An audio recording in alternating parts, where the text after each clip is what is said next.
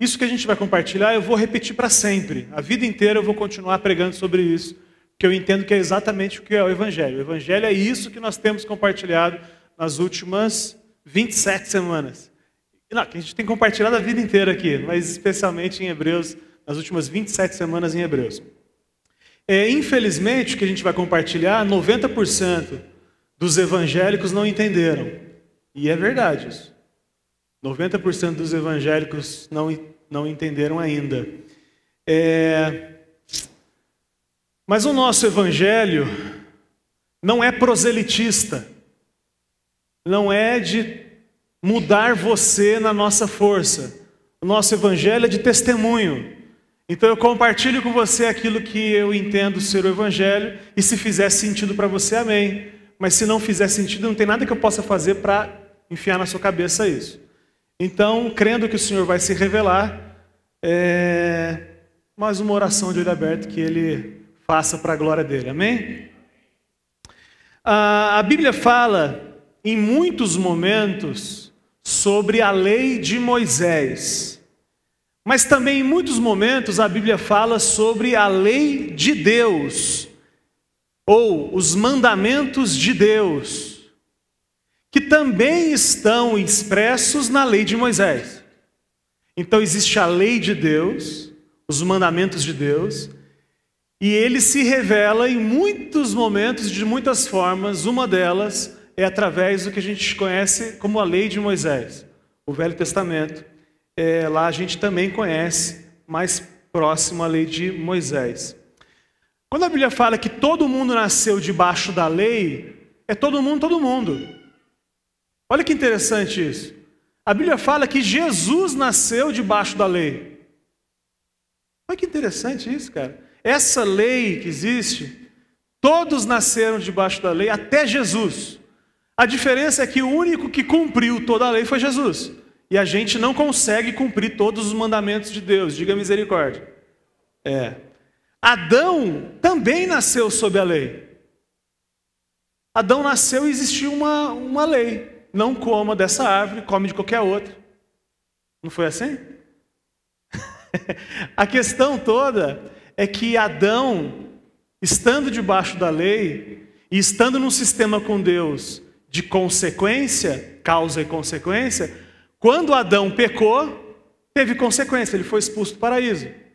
Mas se ao invés de Adão tivesse comido da árvore do conhecimento do bem e do mal, ele tivesse comido da árvore da vida, que a Bíblia diz que simboliza Jesus, ele teria saído do sistema da lei e teria, em se alimentado de Jesus, vivido acima da lei. Vivido cumprindo a lei de forma muito mais bruta do que simplesmente obedecendo de não comer a maçã, que não é maçã. Que não é maçã. Adão pecou. A Bíblia fala que Jesus é o último Adão. A Bíblia faz um comparativo entre Adão e Jesus.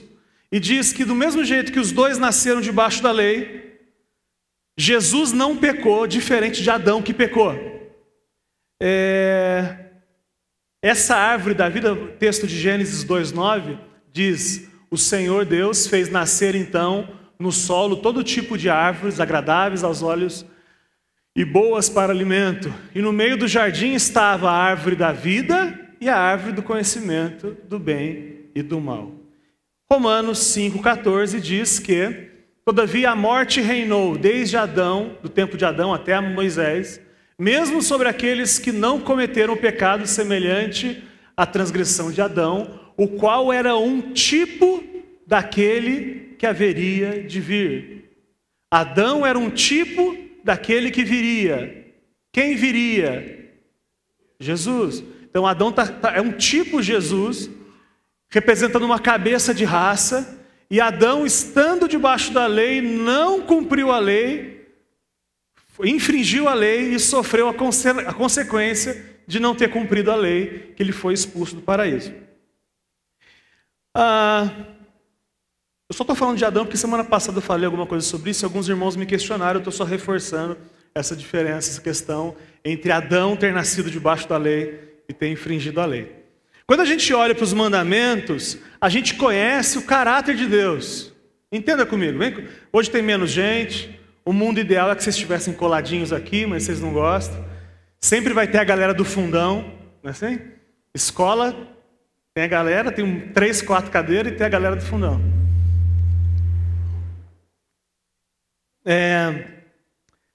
Quando a gente olha para as leis, para os mandamentos de Deus, a gente começa a conhecer o caráter de Deus.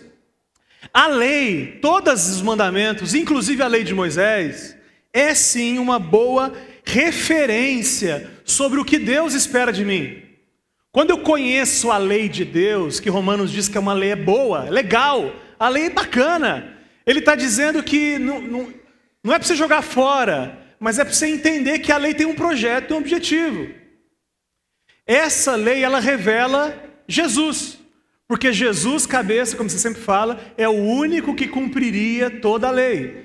Quando todo mundo reconhecesse, quando olhasse para Jesus e visse que Jesus era o único que conseguiu cumprir toda a lei, iriam reconhecer que Jesus era o Messias. Agora, nós estamos sendo transformados à imagem de Jesus. Diga amém para você participar, para você não dormir. Nós estamos sendo transformados à imagem de Jesus. Exatamente como Jesus é, nós seremos. Amém? Você acredita nisso? Acredita nisso mesmo? Que vai ter um dia, e isso vai terminar lá em 1 Coríntios 15, que quando isso que é corruptível se revestir de incorruptibilidade, aí, cara, aí a gente vai ser exatamente como Jesus. Aí não vai ter essas compulsões que você tem, essas tentações que você tem, esses desejos de fazer o errado. Você não vai ter mais, cara. A gente não sabe o que é viver assim. Reinaldo, a gente não sabe o que é viver assim. Conversar com alguém sem nenhuma influência do pecado. A gente não tem ideia do que é isso, mas isso vai acontecer. A gente vai se reunir para comer uma costela no céu, sem inveja, sem ciúmes, sem ganância, sem arrogância, sem glutonaria, né? Sem nada disso, cara. A gente vai ser igual Jesus. Jesus sentado à mesa. Você consegue imaginar Jesus sentado à mesa e comendo mais do que devia? Só o ok, participando do momento, só aquilo que é necessário, comendo devagar. Eu pareço um cachorro. Sabe quando você joga uma carne, o cachorro nem mastiga, ele engole assim. Sabe? É uma judiação, cara. Mas isso vai acabar. Porque eu estou no processo. E se não der tempo aqui, dá tempo lá, né, irmãos? Vai dar, vai acontecer. Bom, ainda sobre a semana passada, então a gente falou de duas questões, a gente tem falado, que é justificação e santificação. Justificação acontece uma vez só, quando você crê, você é salvo, você é tornado justo. Deus olha para você e não leva em conta mais o seu pecado. Ele olha para você e fala assim, porque Jesus pagou o pecado dele, eu olho para ele e já não olho mais o pecado dele, eu olho para ele e ele é santo. Olha que delícia, que foi tudo pago. Isso é justificação. Mas depois do dia em que a gente foi justificado, salvo por Jesus, começa na nossa vida um processo de ser transformado à imagem de Jesus, que a Bíblia chama de santificação. Amém? Pronto. Nessa jornada, a gente está aprendendo nas últimas semanas onde é que o pecado está nisso tudo. Então a gente está aprendendo que, infelizmente, aquele que crê, peca. Infelizmente, aquele que crê não é perfeito. E odeia isso. Diga amém. Você, quando peca, você sai dando festa por aí. Você coloca no Instagram, pequei de novo. Você faz isso. O que você faz? Se envergonha, entristece, porque se você crê, o Espírito Santo mora em você e está mostrando que é incoerente você ser assim. Amém? Mas a gente entendeu que esse pecado já não nos condena mais. E ainda que eu esteja indo para o céu e seja imperfeito, eu não quero ir para o céu pecando esse pecado repetitivo. Diga amém. Eu estou indo para o céu mentindo, Jesus já pagou amém, irmão. Só que você não quer ir para o céu mentindo. Quem crê de verdade não quer ir para o céu adulterando. Quem crê de verdade não quer ir para o céu fumando. Não quer comendo mais costela do que devia. Quem crê de verdade está lutando para ser aquilo que Jesus é, na força do Espírito Santo. Pronto. A gente aprendeu também que consciência limpa, meu pai reforçou isso hoje.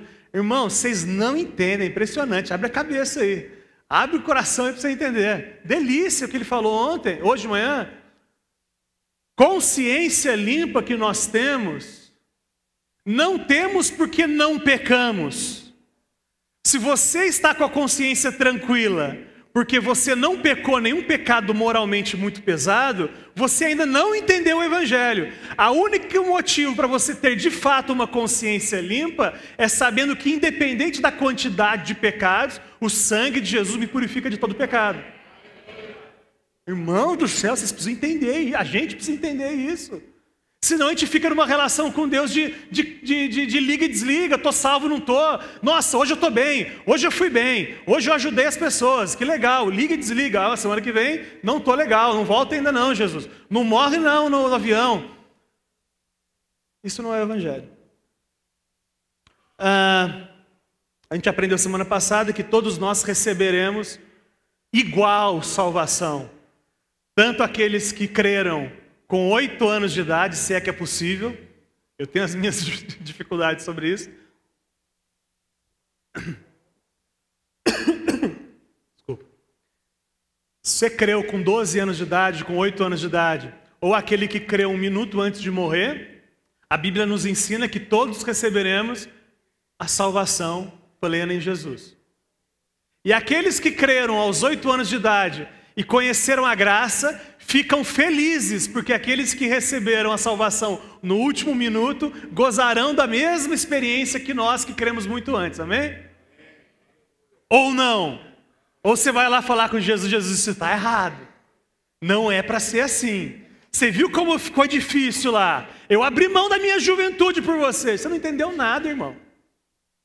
Sério mesmo que você acha que é isso mesmo? Que com Jesus se você se esfola, se machuca, você entrega seus melhores anos para conquistar a sua salvação. Você está de brincadeira comigo.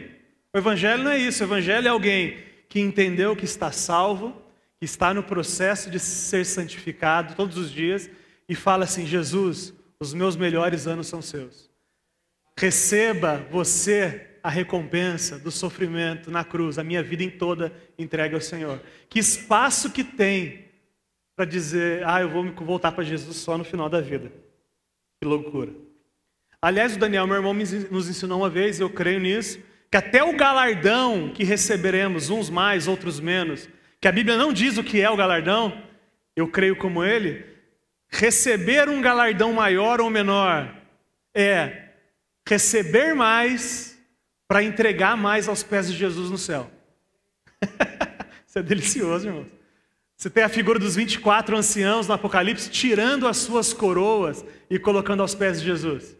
Essa figura evangélica de que o galardão é uma coroa, vamos fazer de conta que é, porque não tem nada a ver. Uns têm um coroão cheio de rubi, outros têm um tic-taczinho na cabeça só. Se fosse isso, quem recebe um coroão, uma coroinha, todos chegaremos aos pés de Jesus e falou, a glória da nossa vida, das nossas boas ações é sua. Estou aqui aos pés da cruz, lá no céu. A gente aprendeu também, isso Romanos 3, 27 diz assim, onde está então o motivo da vanglória, cabeção? Irmão, sério mesmo? Você vai ficar arrogante, se comparando com os outros? É isso mesmo? Onde está o motivo da vanglória? É excluído. Baseado em que princípio? No da obediência às regras, à lei? Não, mas no princípio da fé. Ou seja, a fé tira a vanglória e a arrogância. Pois sustentamos que o homem é justificado pela fé, independente da obediência. Dá um tempo aí. Aí eu vou jogar o celular no chão. Olha isso aí, irmão, eu estou inventando. Pastor, eu estou inventando. O texto está dizendo claro, me irrita isso. Me irrita não, me estimula. Entenda. Pois sustentamos que o homem é justificado pela fé, independente da obediência à lei, você goste ou não disso, não tem a ver com o padrão moral. Você goste ou não disso, não tem a ver com fumar ou não fumar, com costela ou não costela. Mas eu quero abandonar o cigarro, eu quero abandonar o exagero na costela, amém? Será que você entendeu isso mesmo? Aonde que eu vou? Até onde que eu vou? Até o 28, já li? Já li, pronto. Então a gente aprendeu semana passada que santidade é pelo constrangimento que Jesus nos dá. O amor de Cristo nos constrange. Não é isso que o texto fala em Romanos? O amor nos constrange. Então o que nos leva a viver uma vida de santidade não é a lei, mas é o amor. Aquilo que Cristo morreu por nós, nos amou, então não existe uma outra resposta para dar a não ser essa. E isso é uma relação madura com Deus. Isso é uma relação madura. Como o Valtinho adora dizer, ame e faça o que quiser. Você já pensou aqui que liberdade é essa? Como soa difícil para você? Eu estou dizendo assim, ame com o amor de Jesus e faça o que você quiser. Ah, não, é muita liberdade isso aí, Lucas. Não vai dar certo, não. Você não entendeu, eu estou falando do amor de Jesus. Se eu tenho o amor de Jesus, eu trato o outro como Jesus me tratou. Não como eu gostaria de ser tratado, mas como Jesus me tratou. Então não tem espaço para roubo, não tem espaço para mentira, porque eu amo. Não tem espaço para adultério, porque eu amo. Diga amém? Amém. 1 Coríntios 13, 11, capítulo 1 Coríntios, ele fala o quê? Qual é o tema central de 1 Coríntios 13? O amor. Eu acabei de falar que é ame. E aí o texto agora, no finalzinho do capítulo, ele diz, quando eu era menino, falava como menino, pensava como menino e raciocinava como menino. Quando me tornei homem, deixei para trás as coisas de menino. Ou seja, comecei a amar. De verdade. Comecei numa relação diferente. Ezequiel 36, 26, texto conhecido, delicioso também.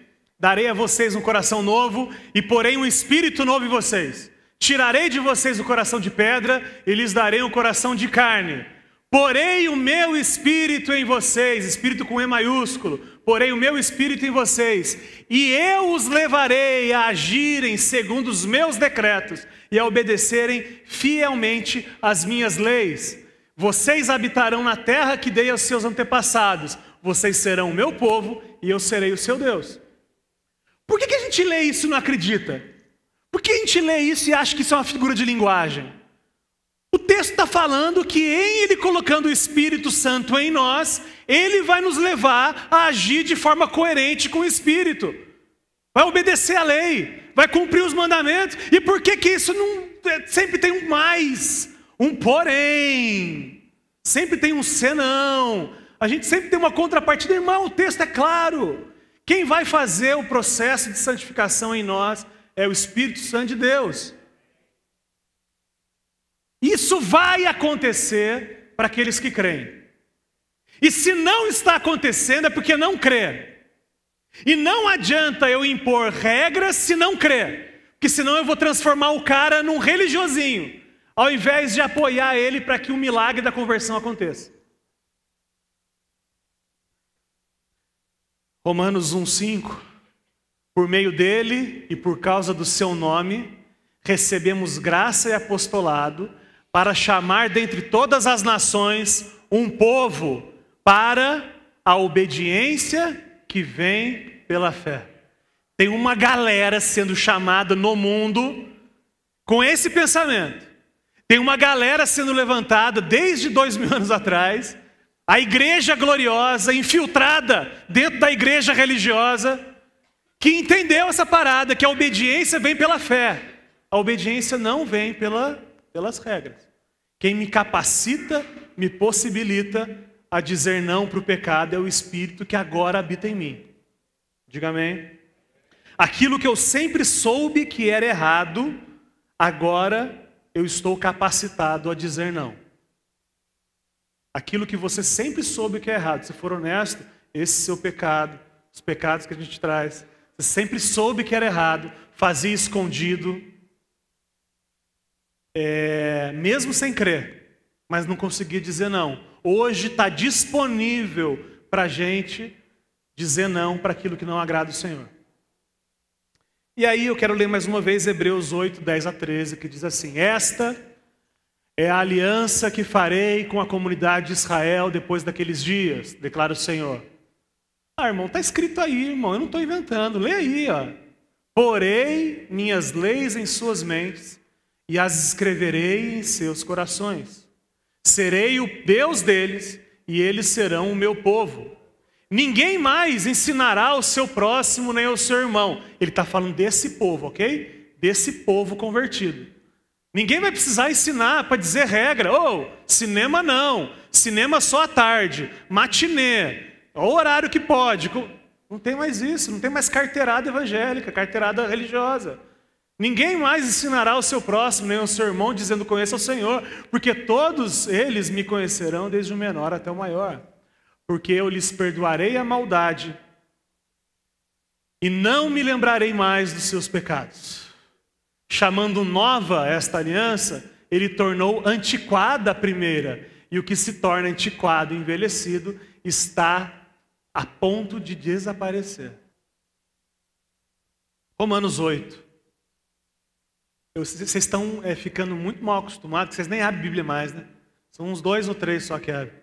A galera fica tudo no telão, e tá certo mesmo. Se eu for esperar vocês, não termina a pregação. É muito texto. E aqui não tem escola dominical, negão. Aí não tem gincana para achar a Bíblia. O texto não tem.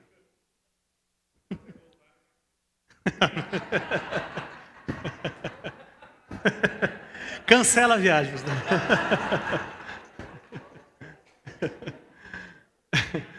É um texto longo, eu queria ir lendo e digerindo com vocês, tá? Vamos junto aí. Romanos 8, de 1 a 17. Portanto, o que aconteceu no capítulo 7? Paulo falou de uma treta entre o que ele queria ser e o que ele deveria ser e o que ele é. Ele fala dessa tensão.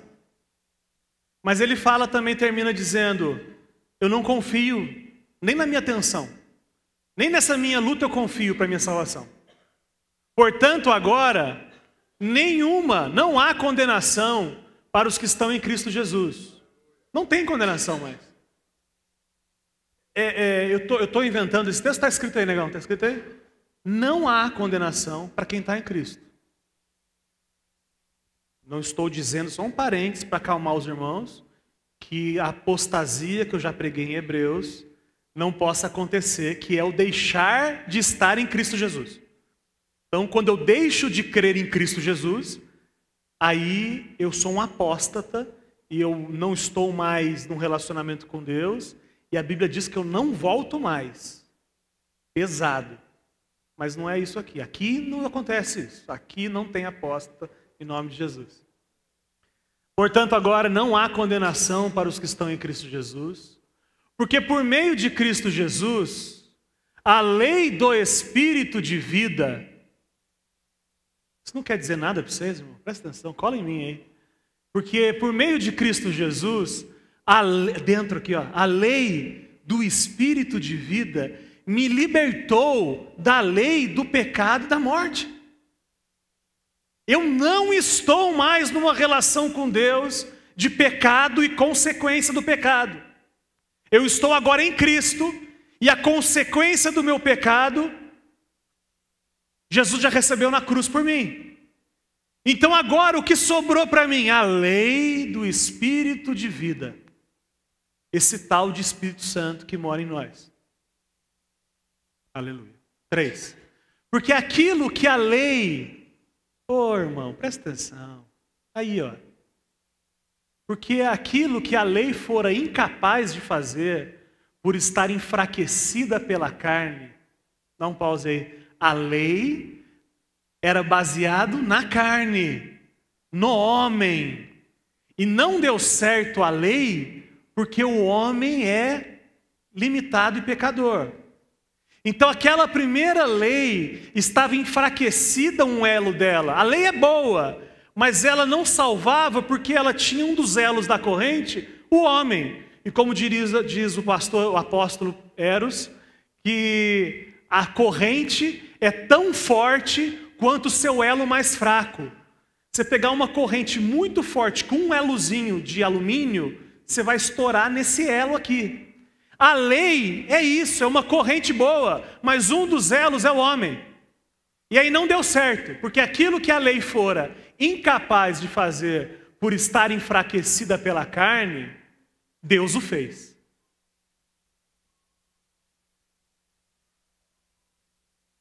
Eu recebi uma proposta de trabalho para pastorear uma Assembleia de Deus. Eu vou embora.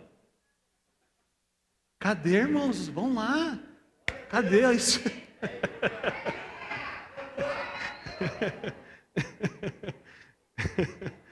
Estou brincando, não pode fazer do seu jeito, não. Aquilo que era impossível, aquilo que a lei for incapaz de fazer por estar enfraquecida pela carne, Deus o fez, enviando o seu próprio Filho à semelhança do homem pecador, como oferta pelo pecado, e assim condenou o pecado na carne. Aí ele botou um elo, tirou o elo homem e colocou o elo Jesus homem, o Cristo homem, o Filho de Deus entre nós. E aí esse elo é mais forte que a corrente inteira, vai ter que arrebentar em outro lugar, mas esse elo não arrebenta mais. Então a nova aliança é esse elo de Jesus na corrente, não a gente.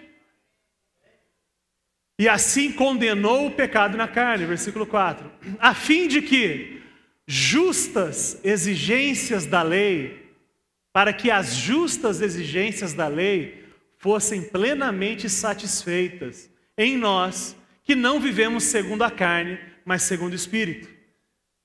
Nós que não vivemos confiando na carne, mas nós vivemos confiando no Espírito. É isso que o texto está dizendo.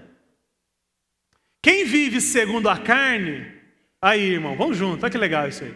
Quem vive segundo a carne tem a mente voltada para o que a carne deseja. É o religioso que só pensa naquilo. Não tinha uma personagem? Quem que era a personagem da Escolinha do Professor Raimundo? Anabela? Dona Bela? Só caía no chão, chacoalhava a perninha assim. Quem vive segundo a carne só pensa naquilo, tem a mente voltada para o que a carne deseja. Mas quem, de acordo com o Espírito, é maiúsculo, tem a mente voltada para o que o Espírito deseja. Eu li errado, né? Volta aí. Quem vive segundo a carne tem a mente voltada para o que a carne deseja. Mas quem, de acordo com o Espírito, tem a mente voltada para o que o Espírito deseja, parece que não termina a frase, né? Não está mal.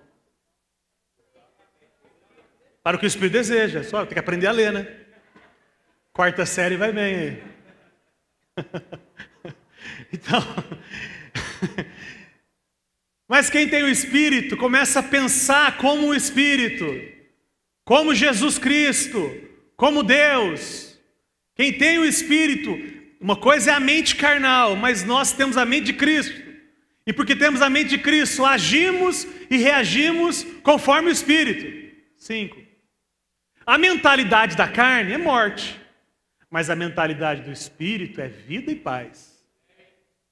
A mentalidade da carne é inimiga de Deus, porque não se submete à lei de Deus, nem pode fazer, queria, mas não pode fazer. Quem é dominado pela carne não pode agradar a Deus. Entretanto, vocês não estão sob o domínio da carne, mas do Espírito.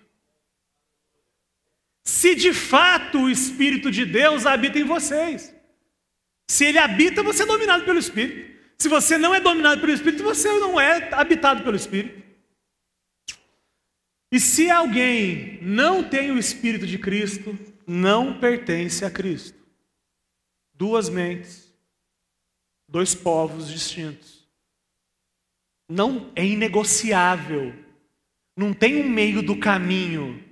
Ou você tem o Espírito e está sendo forjado pelo Espírito e cada dia mais se parece com Jesus, Ou você está tentando cada dia mais parecer com Jesus, mas isso não acontece na prática, porque você ainda não tem o Espírito em você e por isso não tem a mente de Cristo. Não tem como negociar. 10. Mas se Cristo está em vocês, o corpo está morto por causa do pecado, mas o Espírito está vivo por causa da justiça. E se o Espírito daquele que ressuscitou Jesus dentre os mortos habita em vocês, aquele que ressuscitou a Cristo dentre os mortos também dará vida aos seus corpos mortais, por meio do seu Espírito que habita em vocês. Esse dar vida, a gente sempre coloca para depois. A gente sempre lê para que a gente vai receber vida quando o nosso corpo morrer no caixão. Mas o texto está dizendo que nós já estávamos mortos, e por causa do Espírito que habita em Jesus, habita em nós, hoje nós temos vida. Delícia. 12. Portanto, irmãos, estamos em dívida, não para com a carne, para vivermos sujeitos a ela. Pois se vocês viverem de acordo com a carne, morrerão. Mas se pelo Espírito, por quem? Através do Espírito, mas se pelo Espírito fizerem morrer os atos do corpo, viverão. Porque todos os que são guiados pelo Espírito de Deus são filhos de Deus. Ah, Jesus. Fala aí, Jesus. Pois vocês não receberam um espírito, com E minúsculo, um espírito, para que os escravize, para novamente ficar com medo, para novamente temer.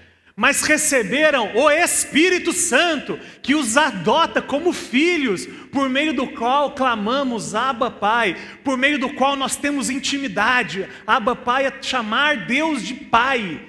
Isso é algo inaugurado através de Jesus. Ninguém tinha coragem de chamar Deus de Pai. Aí Jesus vem e fala assim: Pai nosso que estás no céu. Dizendo dele e dizendo da nossa experiência também é de chamar Deus de Pai através de Jesus. Eu sou o caminho, a verdade e a vida. Ninguém vem ao Pai. Irmão, Deus está em todo lugar. Então Jesus não veio revelar Deus. Deus está em todo lugar. O que Jesus veio revelar é o Pai.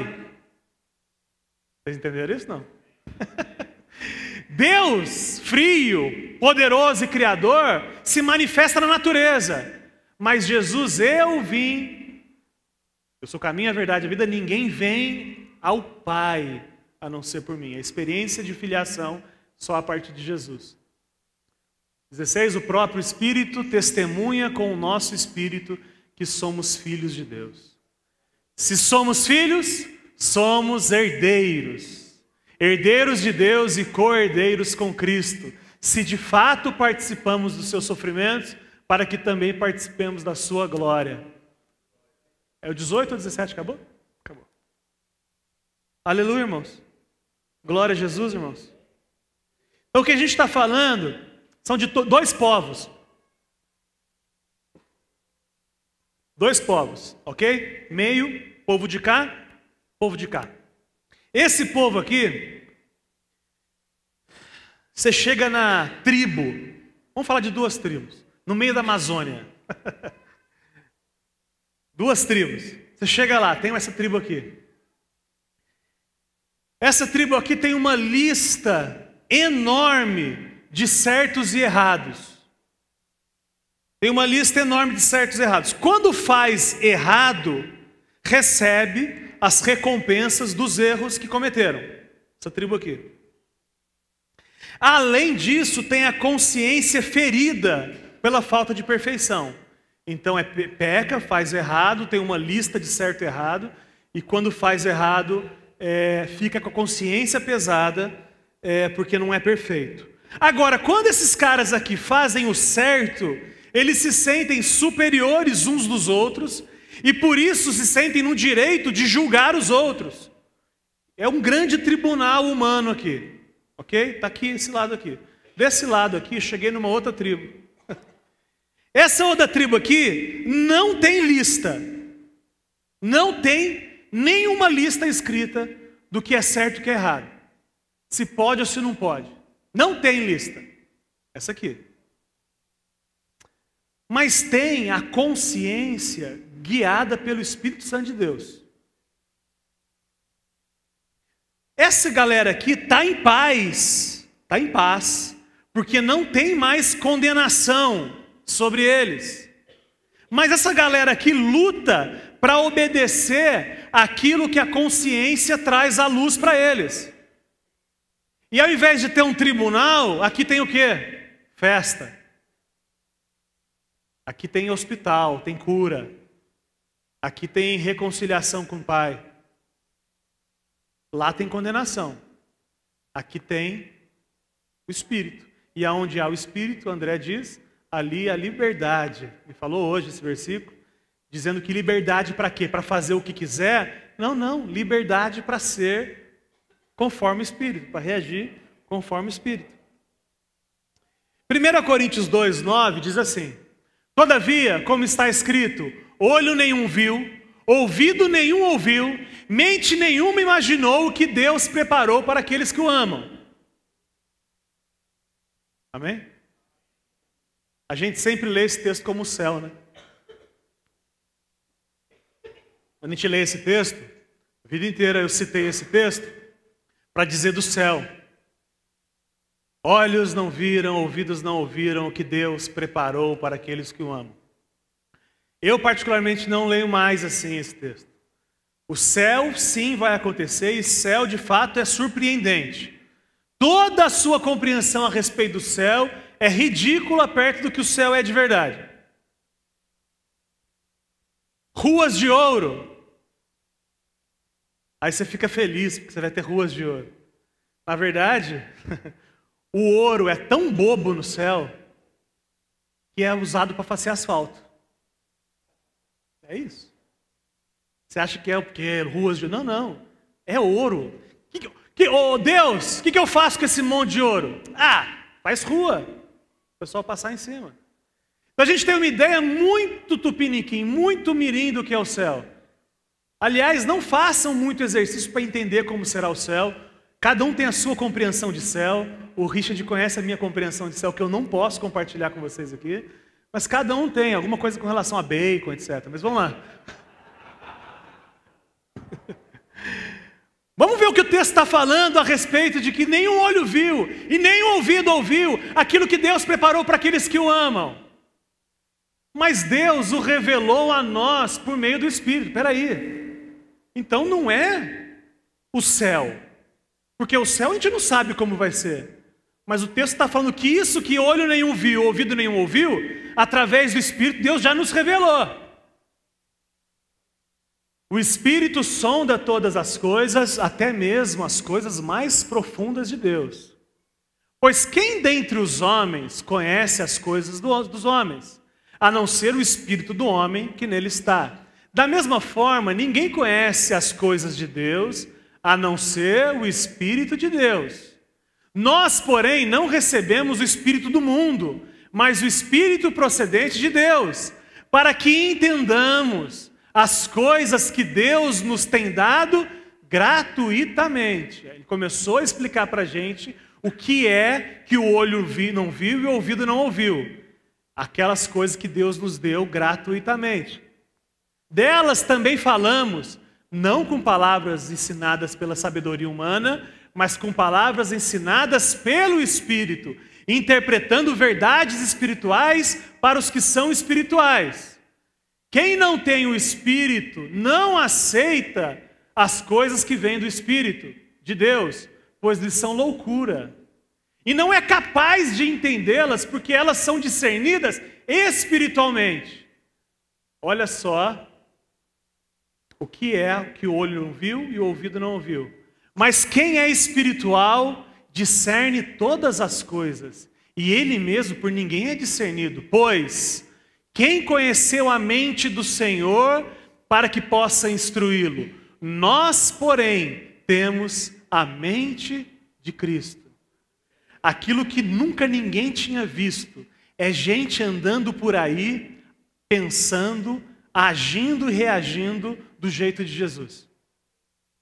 E isso está sendo revelado através de nós, diga amém. Isso é maturidade em Cristo. Aquilo que ninguém nunca tinha visto se inaugurou com o ministério do Espírito morando em nós. E a gente andando por aí, não mais ligado numa lista de regras, mas agora numa nova consciência que o Evangelho traz. 1 Timóteo 1:8, sabemos que a lei é boa se alguém a usa de maneira adequada. Também sabemos que ela não é feita para os justos, mas para os transgressores e insubordinados, para os ímpios e pecadores, para os profanos e irreverentes, para os que matam pai, mãe, para os homicidas, para os que praticam a imoralidade sexual e os homossexuais, para os sequestradores, para os mentirosos e os que juram falsamente, e para todo aquele que se opõe à sã doutrina. Para quem é a lei? Se aplica para a gente? Não mais. A lei é só para quem precisa de lei, a gente não precisa de lei.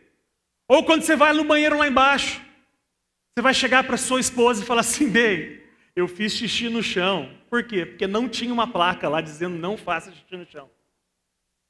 Não tinha nada proibindo, eu fui lá e fiz xixi no chão. É assim que a gente vive?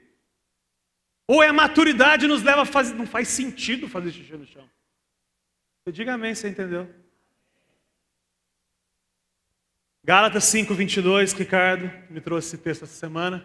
Mas o fruto do Espírito é amor, alegria, paz, paciência, amabilidade, bondade, fidelidade, mansidão e domínio próprio. Contra essas coisas não há lei. E os que pertencem a Cristo Jesus crucificaram a carne com as suas paixões e os seus desejos. Se vivemos pelo Espírito, andemos também pelo Espírito. O que é comum na mentalidade evangélica?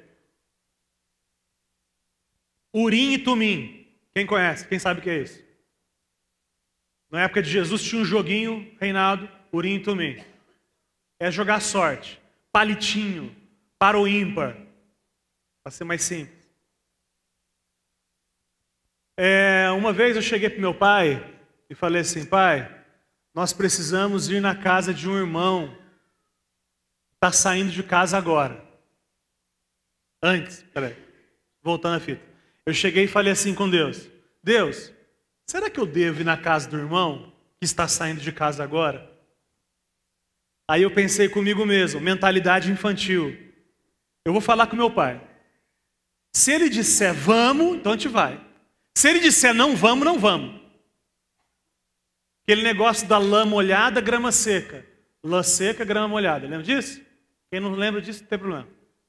Mentalidade infantil. Cheguei, pai, vamos na casa do irmão.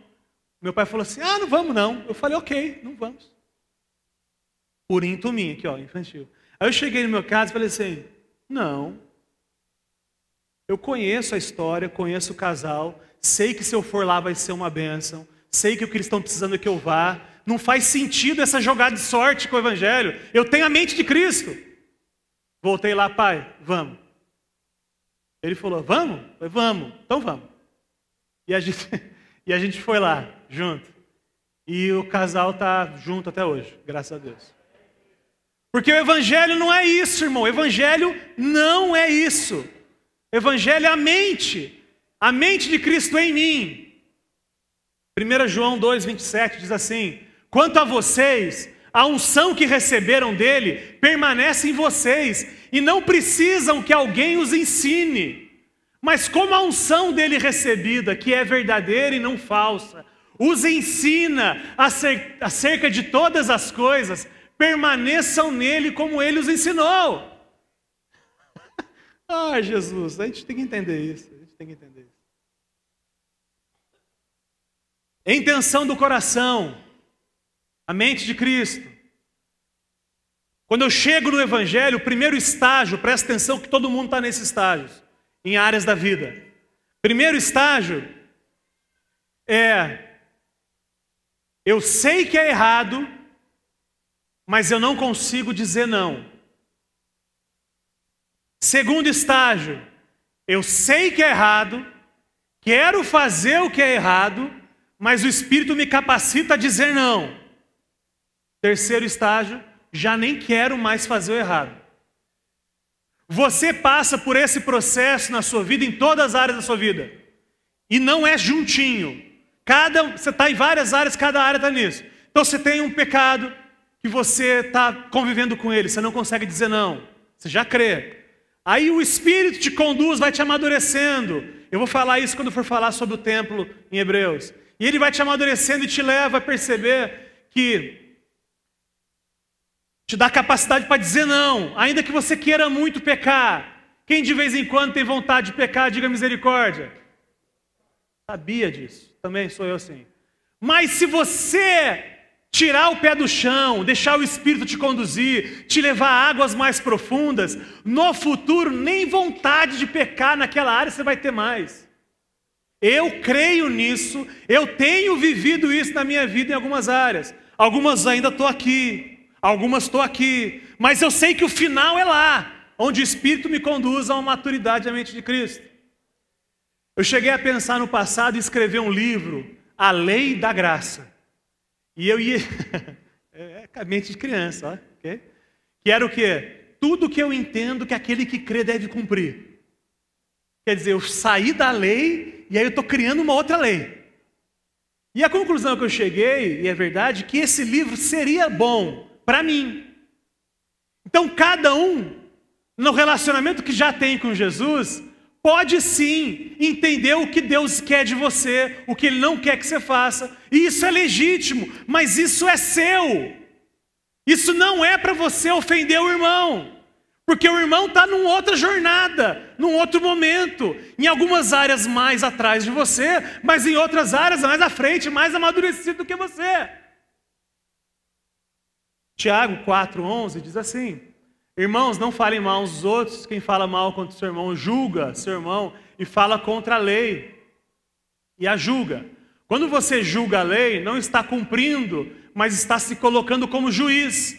Há apenas um legislador e juiz, aquele que pode salvar e destruir. Mas quem é você para julgar o seu próximo? A única pessoa que tem poder para julgar é Jesus. De verdade. Isso é real. E aí, quando você julga alguém, você está se colocando na posição de juiz. E isso é pecado. Por que é tão difícil? Eu vou estourar só 10. Por que é tão difícil? Porque é a última pregação que eu vou fazer na minha vida. Aliás, o Richard vai publicar essa pregação dizendo assim: a última pregação do pastor Lucas. Isso vai viralizar. Porque o povo na internet adora essa parada de última pregação. Bota a última pregação do Billy Graham, a última pregação do David Wilkerson. Isso aí vira um negócio, pastor. É aquele negócio. Não, e ele disse as últimas palavras. Às vezes não quer dizer nada. Eu não posso falar. Eu ia contar uma história, mas não vou contar. A história é boa. Manda no WhatsApp que eu te conto. Sobre a última palavra de uma irmã. Então vamos estudar alguns casos para a gente terminar. Prático. Primeira coisa que eu nunca vi ninguém perguntar assim: Lucas, Henrique, eu estou numa dúvida, essa semana me tirou o sono. Eu posso ou não posso ajudar uma velhinha a atravessar a rua? Nunca vi ninguém perguntar isso. Sempre pergunta porque já sabe que é errado. Está querendo só uma boa desculpa para pecar. É ou não é assim, irmão? Então vamos lá. Estudos de casa, se é que vai dar tempo. Pode ser até as 10h30 hoje?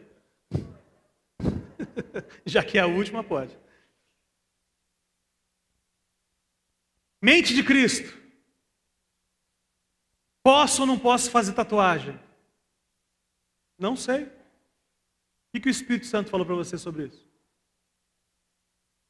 Minha irmã perguntou isso no RIP. Lucas, pode fazer tatuagem? Eu falei, pigmentar a pele, a Bíblia não fala nada sobre isso. Não tem nada sobre pigmentar a pele. Aliás, as irmãs fazem sobrancelha definitiva. Isso é tatuagem, não é, irmãs? Então o problema não é pigmentar a pele. Eu falei, o problema é a intenção do coração. E aí eu falei assim, uma irmã, uma pessoa, uma mulher que faz um tribal no traseiro, no cofrinho. Você não acha que ela está querendo chamar atenção para o traseiro dela? Ela falou assim, então, eu tenho um tribal no cofrinho. E aí eu perguntei para ela, e você fez por quê? E ela, já convertida e sincera, falou, para chamar atenção para o meu traseiro. Então a questão é muito além de pigmentar a pele, é por que você quer fazer, qual a intenção, blá, blá, blá. Mas é um problema seu, não é um problema meu. Aula de zumba, pode? Não sei, irmão. Pode, não pode? Faz sentido aquele requebrado, aquela malemolência, como diria o Marcos, meu irmão? Qual é a roupa que você vai fazer aula de zumba? Você vai com quem? Tem homem também? Eu não sei, irmão. Está entendendo que eu não posso te dar carteirada sobre a sua vida, porque você, se você crer, você tem a mente de Cristo. E aí você se vira, irmão. E eu prometo tentar não te julgar. Prometo tentar, porque às vezes é difícil. Essa semana eu estava falando sobre isso, eu sonhei com isso. Sonhei que alguém estava indo raptar a Laurinha. E eu não sei porque eu tinha uma arma. No sonho eu tinha uma arma. E aí eu joguei a arma fora e comecei a orar pelo rapta. Foi isso que eu fiz? Eu meti uma bala no peito do cara. No sonho. Aliás, no sonho eu falei assim, vou ligar pro Sandro policial, para ver se ele, o que ele faz aqui na cena do crime aqui.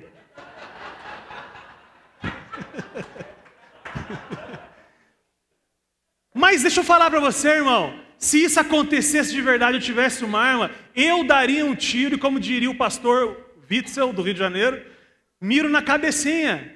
Mas essa é a minha liberdade em Cristo. Se você acha que é pecado, ok.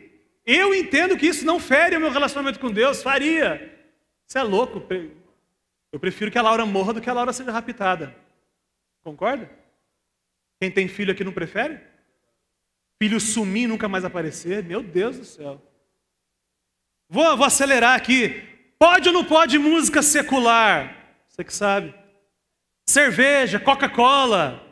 Festa caipira da escola do filho. Não sei, irmão. O que é? Fica linda. Aí alguém vai dizer que é uma festa condenada, blá. Eu não estou dizendo que não. Se isso fere a sua consciência, amém. Eu acho que você está certo. O Espírito Santo acendeu a luz e te incomodou e falou, não mande a sua filha vestida de caipirinha para a festa. Cumpra, obedeça a voz do Espírito. Mas eu não vou dar uma carteirada para você, como já fiz no passado.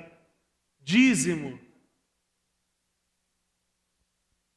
Só um parênteses sobre dízimo, rápido. Ah, irmãos, deixa eu explorar só um pouquinho mais, para acabar, pode ser? Perdão, eu. Aliás, essa igreja por aí estoura 40 minutos e ninguém fala nada. Então me ame aí um pouquinho, ok? Me ame. Dízimo. Novo Testamento. Tem lei do dízimo? Não tem. Não tem. O Novo Testamento fala de que uma contribuição constante e generosa. É isso que o Novo Testamento fala.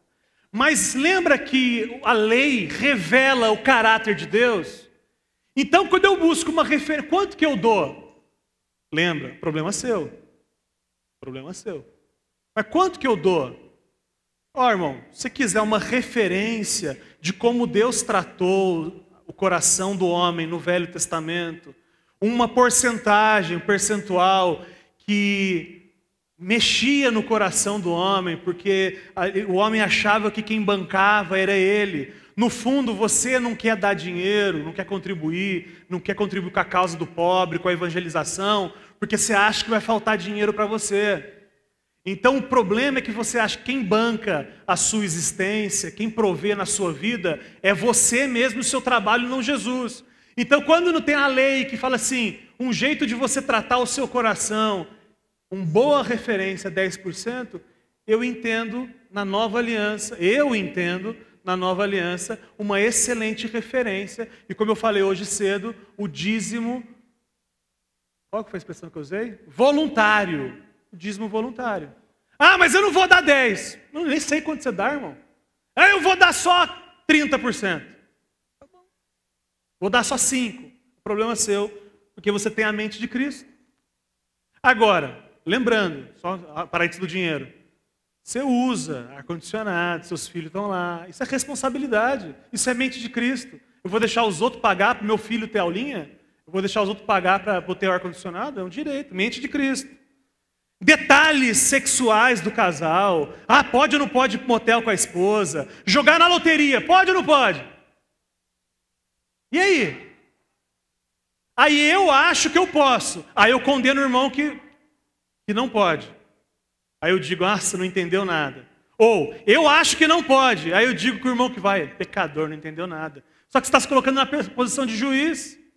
E não é a sua função. Seja coerente e obedeça aquilo que você está ouvindo do Espírito Santo de Deus. E se jogar, não esquece do dízimo.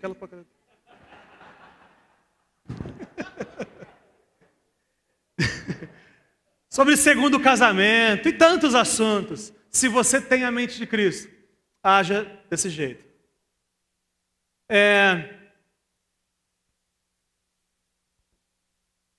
Se você está dizendo que na liberdade que tem, presta atenção que estou terminando. Se você está dizendo para mim que na liberdade que você tem, você entende que X ou Y não deve ser feito ou deve ser feito, amém. Amém.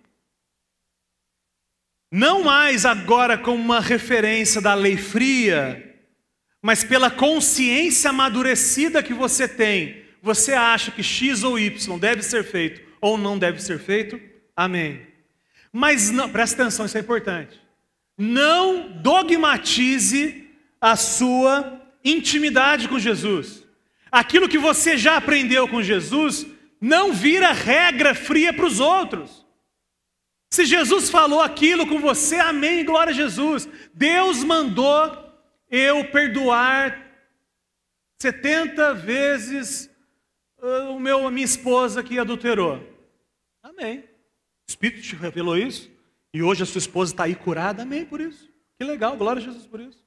Agora eu não posso dizer para você que você tem que perdoar 70 vezes por dia o adultério de sua esposa. Porque isso seria dogmatizar a minha intimidade. Não exerça o seu cristianismo em cima dos outros. Apenas esteja absolutamente seguro da sua decisão. Você não entendeu? Esteja seguro da sua decisão. Não vai dar tempo de ler, depois leia Romanos 14. Ele vai dizer, 1 a 23, não vai dar tempo. Ele fala assim, quem come, para o Senhor come, quem não come, para o Senhor não come. Quem guarda o sábado, para o Senhor guarda, e quem não guarda o sábado, para o Senhor não guarda. Ninguém julgue o servo alheio, porque ele é servo de Jesus e não seu, e etc. Para encerrar, no passado existia uma fitinha, quem usou uma fitinha que era assim, o que Jesus faria? Alguém aqui usou? Tudo herege, ninguém usou, tudo herege. Antigamente tinha, nos seus passos, o que Jesus faria? Minha filha não pode também. Eu ia falar, minha filha pode, mas não pode. O que Jesus faria? Mas isso é raso, irmão. No Evangelho, na mente de Cristo, não é o que Jesus faria no meu lugar. Não! A maturidade é, nessa situação, o que eu vou fazer? Eu tenho a mente de Cristo. Eu banco a decisão que eu tomar. Eu vou fazer aquilo baseado naquilo que eu já conheço de Jesus. Eu não preciso ficar com medo. Temendo, como o espírito que a gente leu agora há pouco. Não, eu tenho a mente de Cristo. E decido, banco, vou visitar o irmão, porque eu entendo que devo fazer isso sim. E aí, irmão, só para encerrar mesmo, último versículo. A gente está falando de nova e velha aliança. E a gente está falando dessa delícia que é viver a nova aliança. Lucas 22, 20 diz assim, da mesma forma, depois da ceia, tomou o cálice, dizendo, quem está dizendo isso aí, irmãos? Jesus, tomou o cálice dizendo, este cálice é a nova aliança no meu sangue, derramado em favor de vocês. Por que eu estou trazendo esse texto? E para encerrar mesmo, por que eu estou trazendo esse texto? Para dizer o seguinte, a nova aliança, ela é baseada no quê? No sangue de Jesus. O que é o sangue de Jesus? A morte de Jesus. O que eu estou dizendo para você é que Jesus morreu para você viver desse jeito. O Jesus morreu, todo o projeto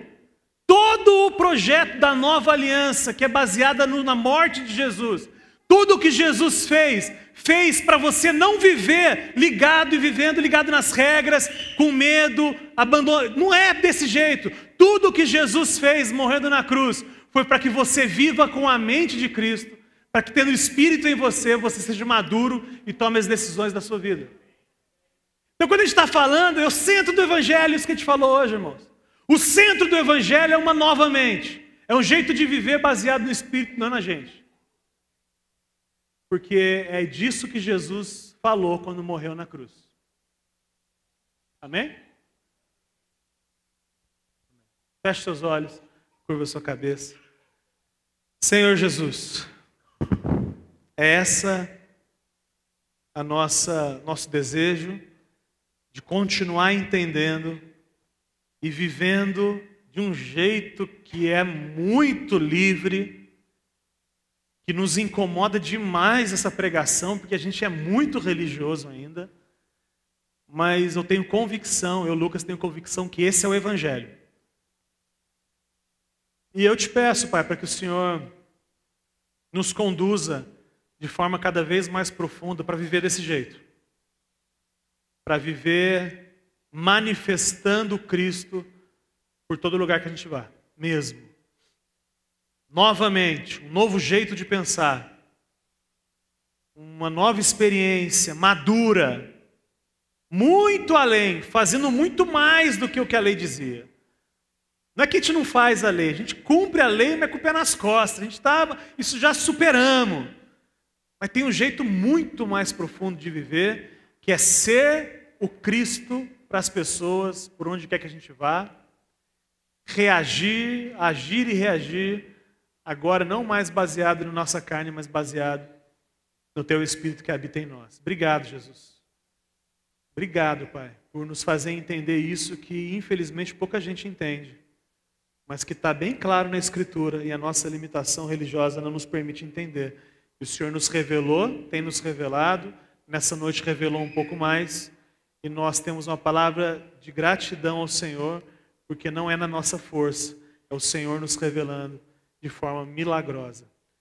Nossa vida, nossas atitudes, para a sua glória, em nome de Jesus.